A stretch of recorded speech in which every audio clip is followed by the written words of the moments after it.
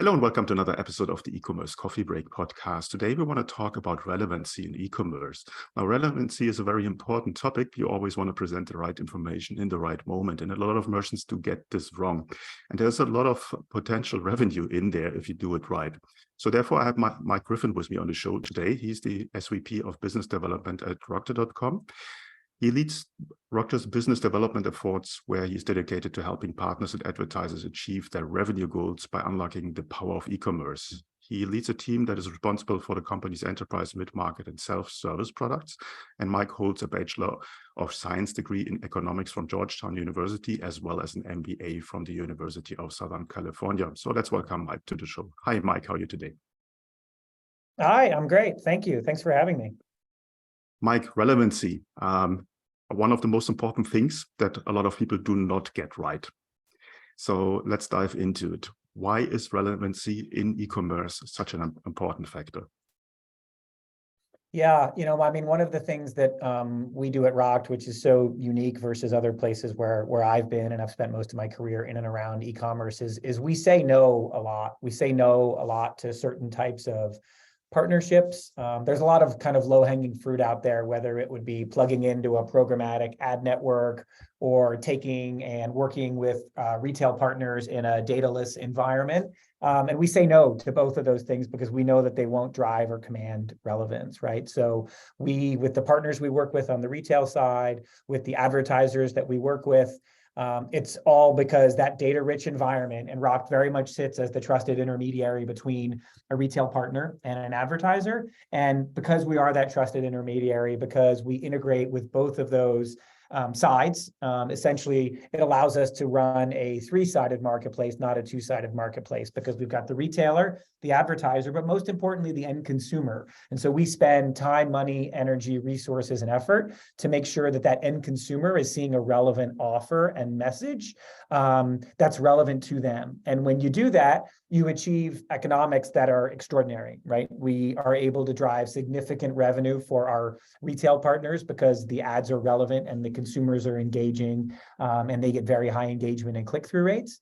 But on the advertiser side, the advertisers get good outcomes because we're putting them in front of audiences that are relevant to them. But relevancy is not easy, right? Relevancy is not only by having a strong data relationship with our partners, but learning how to use it, right? And learning the specificity of the moment that you're in. Rokt has lots of data, and lots of our sales material talk about kind of the magic of the transaction moment, which it is magical. Someone has their credit card out, they've just made a purchase, the dopamine is firing, they are in a good mindset, but that's only half the battle. You still have to harness that mindset and figure out what's relevant to that consumer. Some of it is because we have scale. We're learning what is relevant in real time to those consumers, but we're also finding the right kind of advertisers and the right kind of offers that will resonate with those consumers. And we're learning all the time. I'll borrow my mother-in-law's expression of there's a lid for every pot, which means that there's advertisers that are really better suited for some retailers than others. And because of the power of our network, we can find those connections, and then underneath that, find the connection between the consumers and those retail partners. And so we often talk internally about a dumb ad, and a dumb ad is everything that doesn't do those things, right? And we think our offers are so relevant and achieve such high results because they're very, very smart, and they're learning all the time from our data relationships and also our history, right? If we're finding that certain offers don't resonate with certain audiences, they don't see them again. We're not going to keep jamming them down their throat. Okay. I like the saying of your mother-in-law. So let's take one step back and give our listeners, our merchants, an idea what actually is the process they can implement in their website to create relevancy and to increase, as I said, on a threefold level, revenue that otherwise would not be there. Yeah, absolutely. So a lot of our retail partners look at Rokt and our solution as candidly found money, right? Our most common placement, we have a number of placements that we operate in, but our most common placement is on the checkout confirmation page, what I call kind of the thank you page or the exit page. It's after someone has transacted, which very often retailers have nothing on that page. They might just have a thank you message. Maybe they have refer a friend or something like that, but often they don't know the economics or the benefit of that refer a friend program or any prep program that they've got running.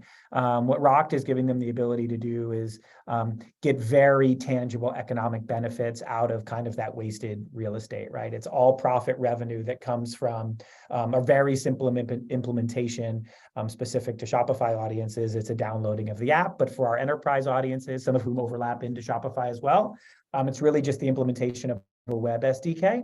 And then you're getting all the power of Rokt's machine learning and algorithm. We're understanding and learning about that particular retailer, and then we're going into our bevy of advertisers to find the right couple of offers that will work for them. So the process is pretty simple. It's either a web SDK or an app download, very straightforward. And then the results start to work, and then the retailers can control it behind the scenes from our platform.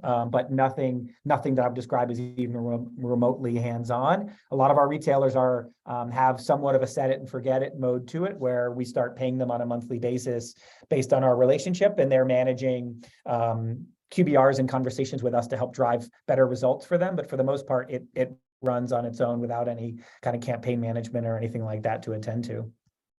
Okay, so we're talking about the power of the confirmation page. And you're quite right. A lot of people just not putting anything on the order confirmation page, or some have post-purchase upsell apps, but then there's also a difficulty sometimes to finding the right product to upsell. So with your solution, obviously, you're offering offers from other companies that, as you said, with machine learning, then basically are tailor-made to what the customer probably just bought. Now, what kind of offers can I expect there as a merchant that will pop up automatically on my order confirmation page? Yeah, wonderful question. So we work with thousands of advertisers, and like any business, there's a flight to quality, and some of the larger advertisers, certainly generate the majority of our spend. But the most common advertisers that you'll see in our network tend to be the example I always use is if someone just bought a pair of jeans, we're never going to try and sell you a belt, right? This is not upsell.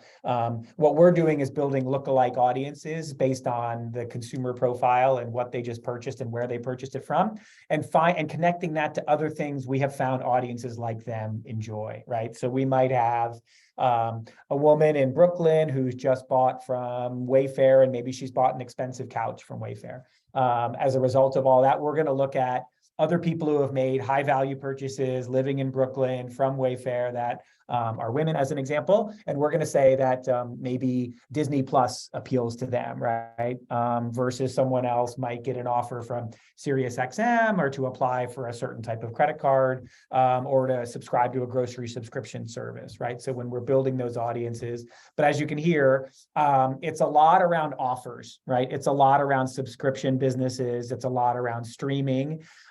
It's a lot about things that have mass appeal, right? Even though we have a strong data relationship, we tend to have a flight to the offers that resonate and do well in our network and in our ecosystem are top flight, high quality name brand offers, and often a subscription business, right?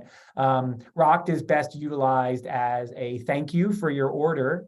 Are you interested in this as an unlock or as a special value in connection with that order? Those are really the offers that do the best. So often it's a free month off a subscription service, $50 off your first order to a subscription service, or some ancillary benefit that you're getting, which would be the reason you're engaging and clicking. And often those offers are unique to Rokt because we're bringing in a pretty exclusive audience via the retail partners we work with, and very exclusive real estate that no one else has access to. And as such, good offers make sense because these are high value consumers. Okay, now I like the idea because you as a merchant obviously are the hero in the story, because now all of a sudden your customer sees something that he usually does not see, and he got sort of a free gift that is very special to that checkout page. Yeah, quite right. And we often, it's very common for us, almost all of our retail partners that we work with, we work very hard with them to make it native to their experience. So you're not going to find a logo heavy experience. You're not going to find 20 offers spamming the page, right? You're going to find somewhere between 1 and 3 offers that we think are relevant to that consumer. It's not going to be logo heavy. It's going to be text driven because we want you to read and click it. And if you're not interested, don't click. right? But if you read and click it, we assume you're interested and we think that the offer is going to resonate with you. And we also make it very native. So we'll pull in order number, we'll pull in first name, right? So that we are making that offer very relevant, that it feels like, and genuinely it is coming from that retailer. They're just partnering with us to find those offers. And we believe so much in the relevancy model that we often work with our retail partners on first party offers that they might be running too, right? So we are very happy to dedicate a % of traffic using our technology, that if they're running a big sale next week and they want to tell their consumers about it on the way out, that's good by us, even though that's not going to make us or the retailer pure cash. It's the right experience for that consumer, for that retailer. So that's important to us. But making it native, making it feel like the retailer is generating those offers, and that we've done the hard work for them of going out and finding amazing advertisers and finding out which one's going to work, as thank you for them, allocating some elements of their site for these transactions. Okay, no, it sounds great. Is there any kind of control that the merchant has for specific industries or verticals that he doesn't want to have advertisements on their order confirmation page? Yeah, 100%. Yep, 100%. So we work with all of our retail partners very much on, I can look them in the eye and say the controls are on your side, right? Wouldn't be uncommon for a partner to start on 10% of traffic to test. Would not be uncommon for them to test different flavors of our interstitial in terms of whether that's an overlay or an embedded experience, which they can run each an A/B test and see what the results are like and see what the financial outcomes are like. They can also look across and identify % of traffic that they want to run on for a period of time. To your question more directly, they can also block certain sub-verticals. So we have some that we consider sort of considered decisions, right? Some retailers don't want to put a financial services offer on the tail end of the experience. We work in gambling and gaming verticals. We work in CBD. And so retailers can make their own decisions around that. We can educate and inform them about the financial outcomes, because some of those verticals I just mentioned are heavy bidding audiences for their traffic. So they might lose a few cents per transaction if they don't enable the entire breadth of advertisers. But for the most part, it's not a huge concern, and none of those decisions are permanent, right? They can decide that they don't want to go live with CBD offers or maybe wine offers on launch. They want to get comfortable with Rokt, and then over time, we often hear them coming to us and saying, "Hey, how do we get more revenue, better outcomes out of working with Rokt?" And we'll say you could open up a few more of the sub verticals that you're currently not a part of. Okay. Now everyone is interested in making money, not just providing a platform for someone else to put their ads on. What kind of revenue or conversion rates can merchants or Shopify merchants expect coming through Rokt? Yeah, absolutely. So the quick answer is we typically see per transaction of pure profit for the retail partners about 25 to 30 cents of pure profit, right? So if you process $1 million, a million orders a year. So again, that's not dollar revenue, that's number of orders per year. If you process 1 million orders per year, the likely profitability that you would get completely yours via monthly checks or ACH would be about $250,000 to $300,000 on average. We have people that are above that. We have people that are below that. There's a little bit of nuance to the answer in terms of whether or not they go with our overlay or our embedded experience, which has different engagement rates. And that's the most predictable number. Now, if you go behind that number, that's a process of live bidding on that experience and the engagement rate that happens on that experience. But we basically leave that to Rokt's algorithm to maximize that revenue. And it's a rather predictable number that we can go to our Shopify or other merchant audiences and say, pretty predictable, that 25 cents per order, which is equivalent of a $250 CPM on those pages. Okay, and that's basically working on autopilot in the background.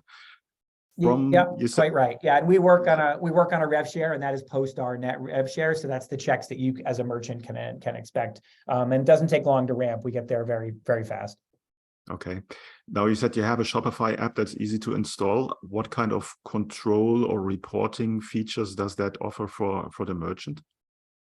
Yeah, so you would see performance in terms of the revenue generated by whatever time frame you want, whether that's daily, weekly, monthly, hourly, things like that. You would have full control in the platform to be able to control some of the curation that I was just speaking of, which could be choosing to block certain subverticals, choosing what UX you want the experience to have. And that includes everything from overlay and embed, but also some things I haven't talked about yet, like color, font, border sizes, what you want. For example, in our average offer, you're typically seeing kind of like a yes, please, no thanks in terms of wanting to claim that offer. But some retailers choose words that feel more brand friendly, or some advertisers choose words like claim this offer or yes, please, or no thanks, and things like that. Those are all things between the retailer and the advertiser that are customizable, as well as percent of traffic, and anything else that really would be justifiable controls, as well as turning it on or turning it off. There's no transaction commitment from working with rokt. We have an excellent retention record in terms of our partners that work with us, that continue to work with us, and as such, we keep our agreements open, that we only want folks who want to work with us and want to grow with us, and so we keep those arrangements open. It's certainly open to any Shopify consumer, whether they want to download the app or uninstall the app, or they can download it, experiment with it, and then uninstall the next day. But most of them, as I said, once they download, they start to see the revenue results and they keep going. And you'll also see kind of sub-level data around advertisers that are performing and that are particularly effective for you, which is a nice bonus, because if you're a partner, look, I'm not going to lie. A lot of times people go, someone just bought a pair of jeans. Why am I showing them Hulu, right? Or why am I showing them a streaming ad? Our data suggests that those are things that resonate with those consumers. But you'll also get to see that more than just me saying it. You'll get to see it from a data profile of the kind of advertisers and the subverticals of advertisers that are resonating with your audiences as a retailer. And that gives our retailers ideas for places where they can advertise, partnerships that they could drive, or it helps them learn things about their consumers and nothing is better than real data to educate them on that. No, that's an extra benefit, that you get more information about your perfect customer. And they, one of the things we tell them all the time is, don't try and judge your audience. Let the algorithm and the AI and the machine learning figure out our audiences for you, and what kind of things and offers resonate with them. And it's always surprising to the retail partner in a good way, right? And the data talks, right? The consumers don't have to engage, and they wouldn't engage if they didn't, if they weren't interested in what they were reading. So that's the best data of all. No, makes total sense. How is it with international stores? So selling not only US, other countries. How do you support this?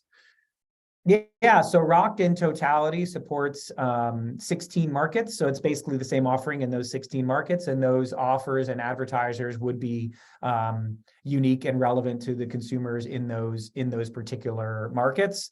Some of our advertisers, like a Disney or someone like that, do have a global audience, but a lot of our advertisers are regionally specific, and our ability to target on an advertising front can be specific to right down to a zip code in the United States or a zip code in Europe or something like that, where we can hyper target those audiences. But for the most part, the offers are specific to that country. We have a campaign services team that manages all of our advertisers. It's not a programmatic solution. There's no such thing as a self-serve advertiser for rokt. You can't just join the rokt advertising network. You have to be approved by our campaign services team. The copy has to be approved. We have to make sure that the landing page is representative of what the copy said. We have to make sure that the offer is legitimate and good. And we have to make sure that, and part of that legitimacy and making sure the offer is good is making sure it works in the market where it's running. Mm-hmm. And in language and everything else along those lines. And so, markets in Japan, Europe, Australia, and of course, North America. Okay. Are there specific verticals or industries where it works very well? And are there any verticals or industries where you would not work with?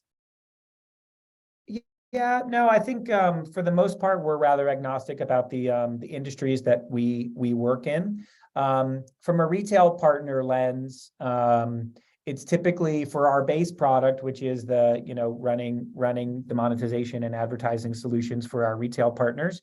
The more transactions you have, the more money you're going to make, and the more consequential that money is going to be to you, right? Now we work with large luxury brands as well, but for the most part, If you're a retailer that sells and call it the sub 150 AOV, average order value, you're probably going to be more inclined to be wowed by the financial results you're going to get from Rokt because you have a heavier transaction volume, and you get a lot of opportunities to show offers to your consumers. But there's nothing that's, verboten, or nothing that where we see it doesn't work, right? That's the magic of the Rokt algorithm, is it figures out those audiences pretty fast, and we have a wide breadth of advertisers. We can figure out what's going to resonate with the consumer base rather fast, and you'll see those advertisers bidding on your audience as a partner very fast as well. Okay. Now, as a merchant, when you decide to work with Rokt, is there any kind of homework you have to do? And what's the onboarding process? How much time do I need to spend on that? Yeah, so the onboarding is typically very quick for our enterprise businesses using our web SDK. We certainly loosely quote it's a sprint, but it is genuinely. I've been at other places where one line of code isn't one line of code. This really is. We have a variety of partners that can use a tag manager. They can implement a web SDK. We have separate SDKs for Android and for iOS as well. But those are all SDK driven, very simple. Typical implementation for us from a technical standpoint is measured in hours, not days or weeks. And then once the SDK is implemented, or in a Shopify environment, once the app is implemented, then everything else is done via the platform, right? Where you're logging into the platform and you can make all those decisions that you need to. But in a Shopify environment, I have been a part of many. This is probably the most exciting part of my job, is when we can do a live download while we're on the phone of the app. And I've seen people start making money while we're finishing the call. Okay, great. Where can people find out more about Rokt? Yeah, so there's rokt.com, or if you Google Rokt Shopify, or we're in the App Store in Shopify, Woo, and BigCommerce under Rokt, ROKT. But yeah, going to rokt.com or Googling Rokt Shopify will get you to the app. Cool. I will put the links in the show notes, Mike. So then you're just one click away. I think it's a great solution. Thank you. Specifically keeping in mind that you're making money on autopilot, and as a merchant, you don't have to invest more time in doing upsells and cross-sells, and once a month, you just get more money in your bank account. Sounds like a great solution for me. Yeah. Thanks so much for your time, Mike. Yeah, thank you. Yeah, I'll close with was a funny note I got from one of my Shopify partners once saying, this is the rare app that actually pays you. They're not asking for money, which I loved. And I said, I'm going to steal that line sometime. So there it is. But thank you, Klaus. Really entertaining discussion. I appreciate your time. Thanks so much. Talk soon. All right. Thanks. Hey, Klaus here. Bye. Before you go, I would like to invite you to become part of the e-commerce merchant pro community to get actionable advice from other Shopify merchants who already have achieved what you are aiming for. Our community is a safe place to actively grow your online retail business with the support of the most amazing and helpful group of e-commerce entrepreneurs behind you. Running a Shopify business is tough. Don't do it alone. Join us now. You will find the link in the show notes. Also, if you think your online store has conversion or marketing issues and you would like to have a fresh set of eyes on your business, then drop me an email at klaus@klauslauter.com and let me know a little bit about your business. It might be beneficial for you to have me look over your store, offers, emails, and ads, and get an unbiased outside perspective and guidance to help you make most of your online business. Thank you as always for tuning in today. I appreciate you. Until next time, and I talk to you soon.